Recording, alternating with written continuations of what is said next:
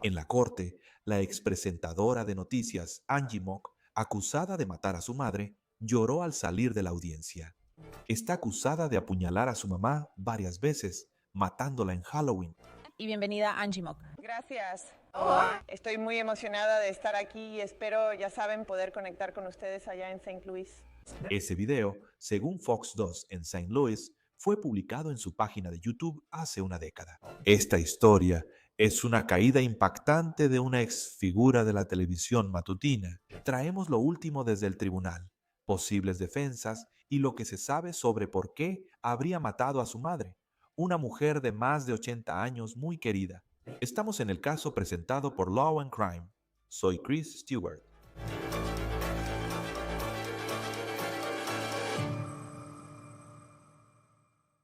Bueno, este caso ha hecho que muchas personas se pregunten qué pasó.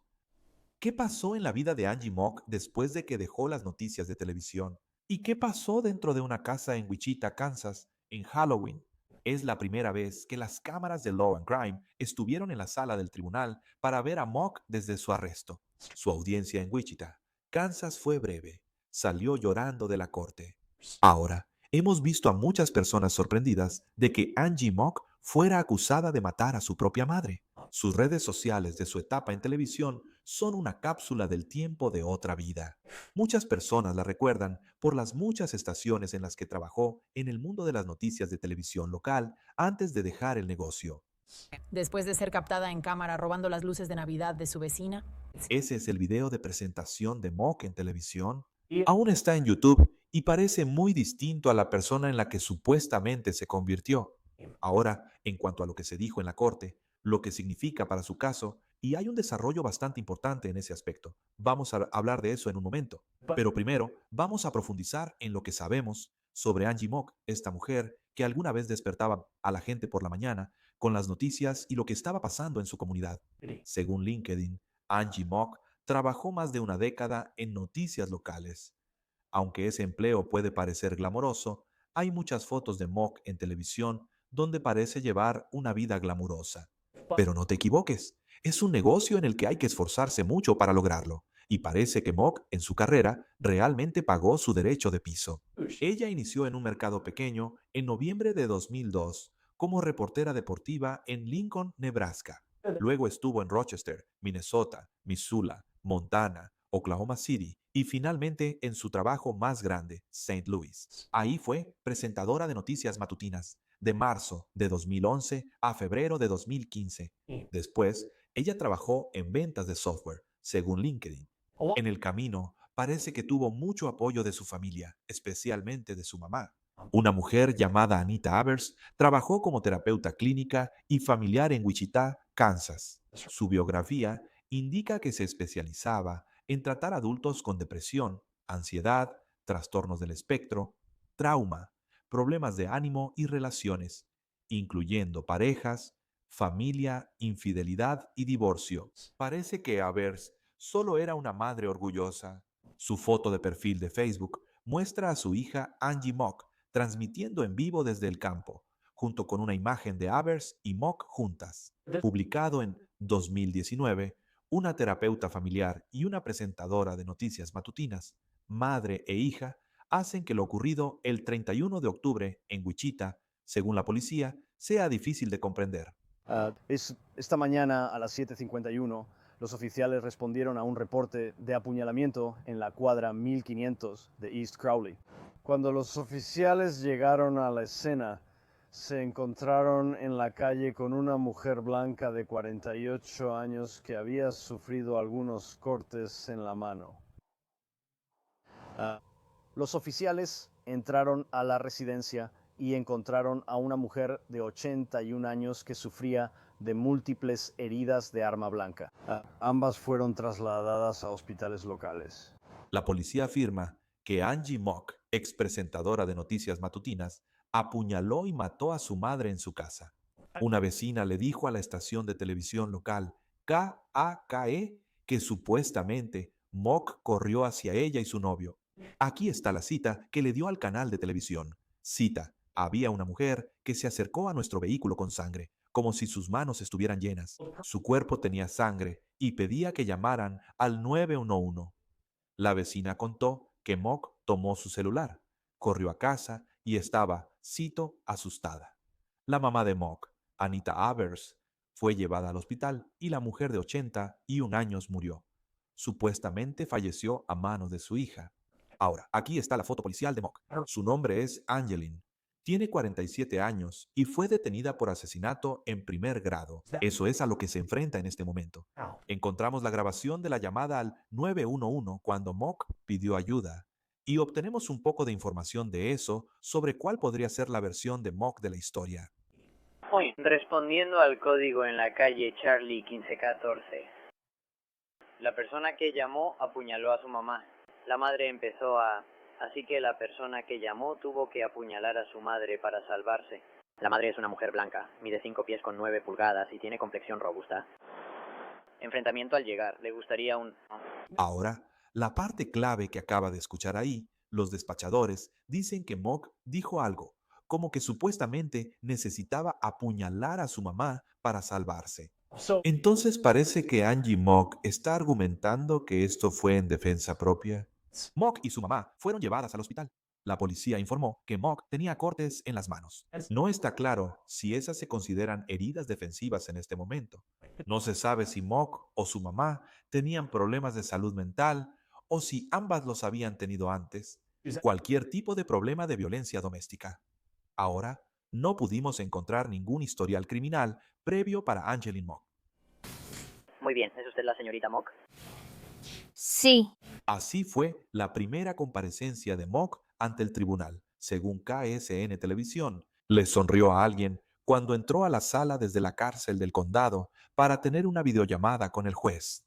Esta es la segunda comparecencia de Mock ante el tribunal. Ella asistió a la audiencia preliminar en la sala del tribunal, donde había cámaras de ley y crímenes. Vimos a Mock entrar con un overol naranja de la cárcel.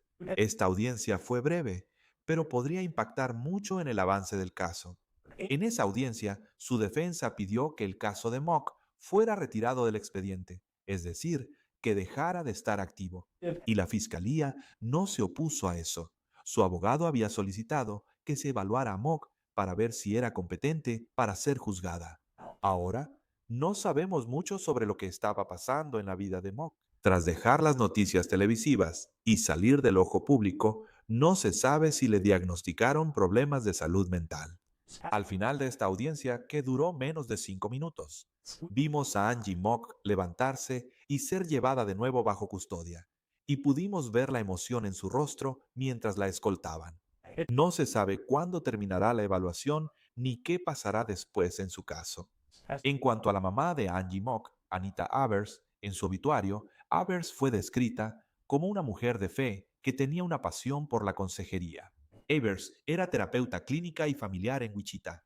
Su biografía indica que se especializaba en tratar adultos con depresión, ansiedad, trastornos del espectro, trauma, trastornos del estado de ánimo y problemas de relaciones como conflictos familiares, infidelidad y divorcio.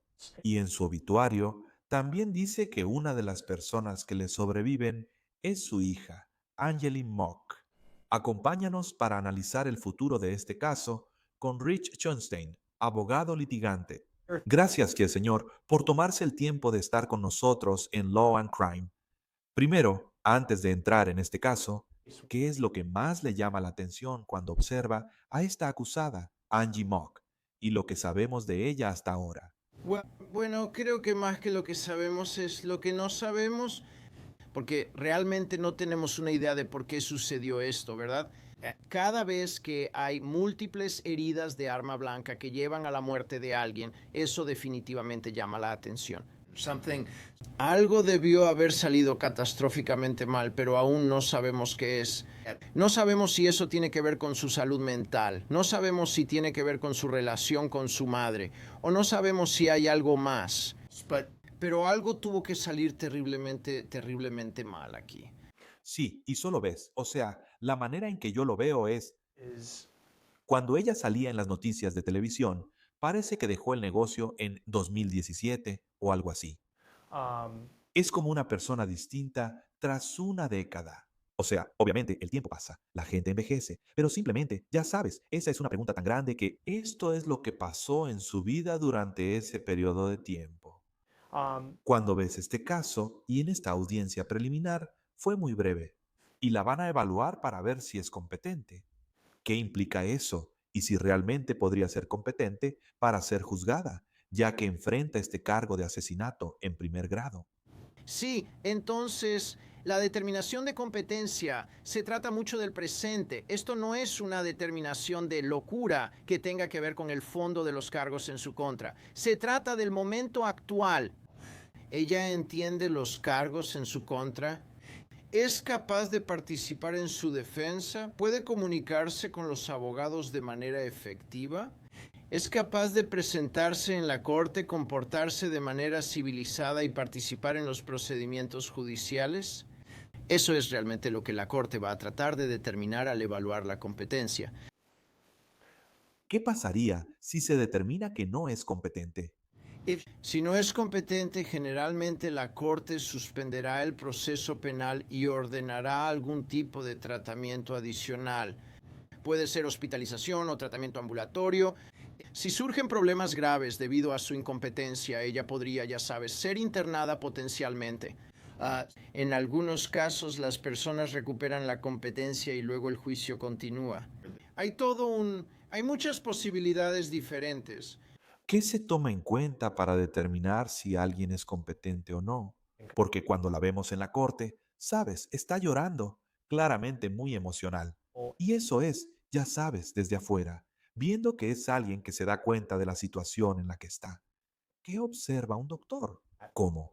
¿Cuál es el estándar que se debe cumplir para que se le considere competente para enfrentar un juicio por esto? Bueno, creo que, esa podría ser una pregunta un poco mejor para un psicólogo, porque como abogado realmente no puedo decirte eso. Que ella se muestre emocional en la corte, para mí indica competencia, porque está molesta por el proceso. Debería estar molesta por el proceso. Su madre murió, al parecer ella la mató y enfrenta un juicio por asesinato. Así que si eso te pone emocional, no necesariamente significa que seas incompetente. De nuevo vuelvo a preguntar, ¿entiendes la naturaleza de lo que está pasando? Y si estás llorando en la corte, puede que realmente entiendas lo que está pasando. Luego también veo lo que sabemos sobre lo que supuestamente ocurrió en Halloween. Y solo hay dos personas que saben lo que pasó dentro de la casa, y una de ellas ha fallecido. Y esa era Anita Avers, la mamá de Angie Mock. Pero tienes a esta vecina que es testigo, que dice que Angie Mock sale corriendo de la casa. Parece asustada, está cubierta de sangre y pidió un celular para poder llamar al 911. De manera similar a la emoción en la sala del tribunal, eso podría perjudicar el argumento de que ella no es competente para entender lo que pasó. Entonces, cuando analizas la competencia, generalmente no te enfocas en el incidente en sí. Solo estás viendo el momento actual. Aunque supongo que aquí el incidente fue hace solo un par de semanas, así que tal vez sí retrocederías. Pero sí, la idea de que ella huyó, de que sabía que debía contactar a las autoridades, que llamó al 911, eso sugiere cierto apego a la realidad, que quizá no sea incompetencia, que tal vez ella sabía que algo había salido muy mal. No sé suficiente sobre su estado mental. ¿Sabes? Algunas personas entran y salen de la realidad muy rápido, de una manera que podría impedir que sean competentes para el juicio, aunque en un solo momento puedan entenderlo. Y cuando se trata no solo de su estado mental, del cual no sabemos mucho, tampoco sabemos mucho sobre las pruebas que los fiscales tendrán en su contra, porque está acusada de asesinato en primer grado. Y aquí tengo la denuncia penal, específicamente las palabras que usan al decir que ella mató a un ser humano de manera ilegal, intencional y con premeditación, que fue Anita Avers, su mamá. Para que ellos puedan probar que esto fue premeditado, ¿qué tipo de pruebas tendrían que tener? Premeditación, ¿verdad? Entonces, intencionalmente significa que ella tenía la intención de matarla, no solo se estaba defendiendo, no solo intentaba herirla o asustarla, ella quería matarla. Premeditación significa que lo planeó. ¿Qué tipo de evidencia podría haber? Por ejemplo, si ella consiguió un arma y la llevó a la casa, en lugar de simplemente tomar algo que ya estaba en la casa, ¿eso haría una diferencia? Sabes, la gente hace todo tipo de cosas de manera premeditada. Podría haber asuntos financieros que ella no adelantó. Sabes, si le compras un seguro de vida a alguien y luego lo matas al día siguiente, eso sugiere premeditación, que ya lo estabas planeando. Hay muchas cosas distintas. Si atrajiste a la persona al lugar donde la mataste, eso sugiere premeditación. No sé cuál de esos factores, no sé cuál será la evidencia aquí. Cuando se trata, por ejemplo, del tiempo en que alguien planea matar a alguien, si durante semanas decidieron cuánto tiempo. No digo que sea este caso, pero en general, durante semanas alguien decide matar a una persona en cierta fecha. ¿Cómo se compara eso con si ella sale de la habitación y tal vez están teniendo algún tipo de disputa? Ella sale de la habitación, agarra un cuchillo, luego regresa inmediatamente a la habitación y luego supuestamente ataca, ya sabes, a su mamá. ¿Eso es premeditación? Aunque solo sean un par de minutos. Eso lo debe decidir un jurado, porque separamos estos conceptos, lo que llamamos un arrebato de pasión o un asesinato en el calor del momento, donde alguien pierde el control y mata a alguien por algo que está ocurriendo, generalmente algún tipo de conflicto y a menudo involucrando a miembros de la familia. Lo vemos mucho entre esposos, lo vemos mucho cuando hay acusaciones de infidelidad y a veces lo vemos entre padres e hijos. Así que si alguien pierde el control, puede correr a otra habitación, tomar un arma, regresar y cometer el asesinato. Pero si pasa un tiempo significativo y se deja que el jurado determine cuánto es eso, se sale del ámbito del calor del momento y se entra en la premeditación. Si tienes la oportunidad de calmarte, entonces vas a pasar a la premeditación. Si subes las escaleras y buscas entre tus pertenencias el arma adecuada y luego bajas de nuevo, ahora has tenido suficiente tiempo para darte cuenta de que lo que estás haciendo está fundamentalmente mal y alejarte de eso. Y ese tipo de oportunidad de deliberación te sacará de lo que de otro modo sería un arrebato de pasión. Y viendo hasta este punto, si ella fuera a ir con el argumento de defensa propia, su mamá tenía 81 años y la encontraron inconsciente en una cama. Angie Mock tiene 47 años. No sabemos qué pasó dentro de la casa. Parece que solo ellas dos saben lo que pasó dentro de la casa.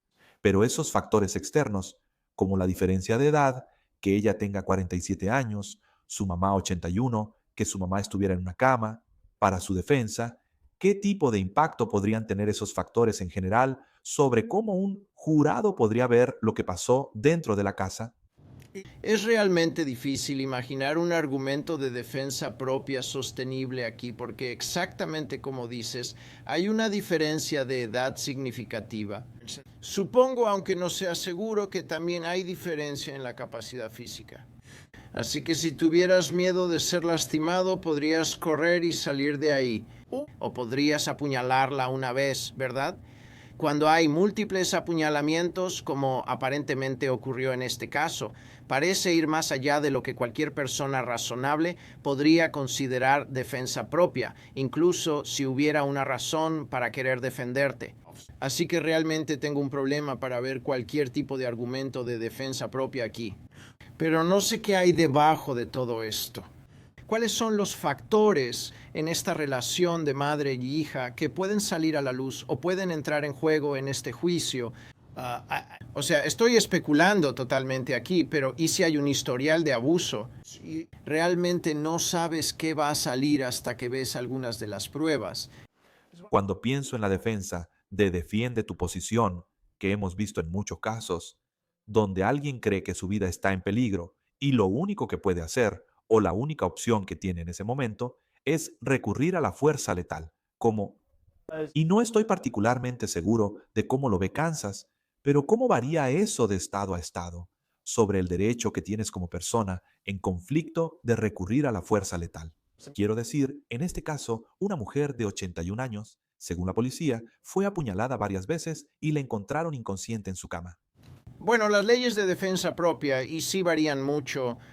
Lo que normalmente hacen las leyes de defensa propia es eliminar el argumento de que debiste haberte dado la vuelta y huido. Porque una ley de defensa propia dice que no tienes que huir, especialmente si estás en tu propia casa, que tienes derecho a quedarte ahí y defenderte si estás bajo amenaza, pero aún tienes que demostrar que existe una amenaza de algún tipo de lesión física grave. Aún tienes que demostrar, para poder usar una ley de defensa propia, que estabas en riesgo. De lo contrario, en la mayoría de los casos no aplicaría. Cuando un abogado defensor está viendo un caso donde parece que podría haber mucha evidencia, que podría ser una montaña muy difícil de escalar en cuanto a algunos de los factores, y todavía nos falta mucho camino por recorrer, esto apenas sucedió en Halloween. Y para su abogado defensor que toma este caso, quiero decir, ¿cuáles son los primeros pasos para averiguar qué sucedió mientras empiezas a formar la defensa para tu cliente? Así que creo que lo primero que el abogado defensor quiere hacer aquí es determinar la competencia. Eso es importante para el tribunal, pero también es importante para la defensa, porque tienes que saber si tu cliente es competente para ir a juicio, tienes que saber si tu cliente es competente, de modo que los intercambios que tienes con tu cliente sean confiables. Si tienes un cliente realmente incompetente, puede que no estés recibiendo información útil para trabajar en la defensa porque no sabes si es precisa o no. Así que me interesaría mucho de inmediato averiguar si este cliente es competente, tanto por mi propia determinación como a través de una evaluación psicológica independiente. Si este acusado es competente, trataría de entender por qué sucedió esto, que tú y yo estamos especulando, pero realmente no lo sabemos. Y entonces probablemente estaría pensando en cómo puedo negociar algún tipo de acuerdo aquí, porque no parece haber ninguna disputa de que ella mató a su madre. Eso parece ser evidente por las circunstancias. Y parece ser el tipo de situación en la que tal vez se pueda llegar a un acuerdo entre los acusados y las autoridades para resolver eso. Pero eso solo será después de que superemos la cuestión de competencia. ¿Cuánto tiempo suele tomar normalmente? Y sé que esto también puede variar de un estado a otro. ¿Cuánto tiempo toma una vez que un juez dice, está bien, vamos a ver si este acusado es competente para ser juzgado? Llegar al punto en el que realmente tienes la información que necesitas para tomar esa determinación. Creo que probablemente un par de meses, creo que necesitas dar, porque el evaluador necesita sentarse obviamente con la acusada y analizarla. Pero también van a hablar con personas que la conocen, van a hablar con el abogado sobre cómo han sido las interacciones del abogado para ayudar a determinar si la acusada puede participar en su defensa y juntar todo eso en algún tipo de informe. Yo diría que unos 60 días aproximadamente. Muy bien, y veremos cómo se desarrolla esto. Obviamente, es muy temprano. Todavía falta que las autoridades revelen mucha información. Sin duda. Sin embargo, es un caso increíblemente triste, no solo por la víctima, sino por ver la caída de alguien que hace 10 años parecía estar viviendo una vida completamente diferente. Rich Schonstein, abogado litigante. Gracias, como siempre, por tomarte el tiempo de estar con nosotros en Law and Crime. Realmente apreciamos tu perspectiva sobre esto. Me da gusto verte. Cuídate. Eso es todo por el caso de Law and Crime. Suscríbete a nuestro canal en YouTube y Spotify. Soy Chris Stewart. Nos vemos la próxima vez.